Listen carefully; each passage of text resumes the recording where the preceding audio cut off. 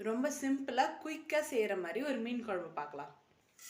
ஒரு வடை சட்டி வச்சு 2 ஸ்பூன் எண்ணெய் ஊற்றி, எண்ணெய் காஞ்சதும் கொஞ்சமாக கடுகு உளுத்தம்பருப்பு போட்டு கொஞ்சம் வெந்தயம் கலந்துக்கங்க.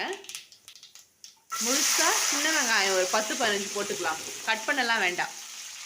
அடுத்து ஒரு 10-15 வெள்ளைப்பூண்டு எல்லாத்தையும் முழுசாக போட்டே வதக்குங்க. இது கூடவே கட் பண்ணி எடுத்து வச்சுருக்க 2 பழுத்த தக்காளி, வெங்காயம் தக்காளி ஒன்றும் பாதியமாக வெந்திருக்க டைமில் 2 ஸ்பூன் குழம்பு மிளகாய்த்தூள் சேர்த்துக்கலாம். குழம்பு மிளகாய்த்தூள் போட்டு நல்லா மிக்ஸ் பண்ணியாச்சு. இந்த குழம்பு மிளகாய்த்தூள் மட்டும் போதும் இந்த குழம்புக்கு. அடுத்து கரைச்சி வச்சுருக்க புளி தண்ணி சேர்த்துக்கலாம். இது வந்து ஒரு சின்ன லெமன் சைஸ் புளி.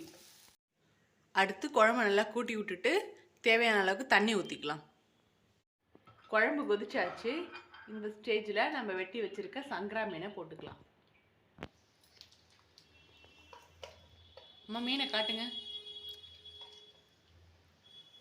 ஓகே.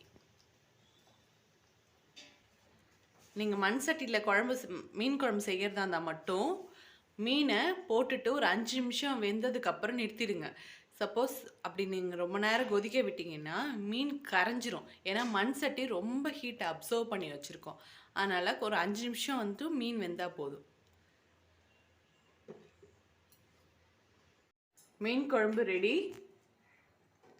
பார்த்தீங்களா, மீன் உடையாமலே இருக்குது. நம்ம ஓவர் ஹீட் பண்ணோன்னா மீன் உடைய ஆரம்பிச்சிடும். தேங்க்யூ.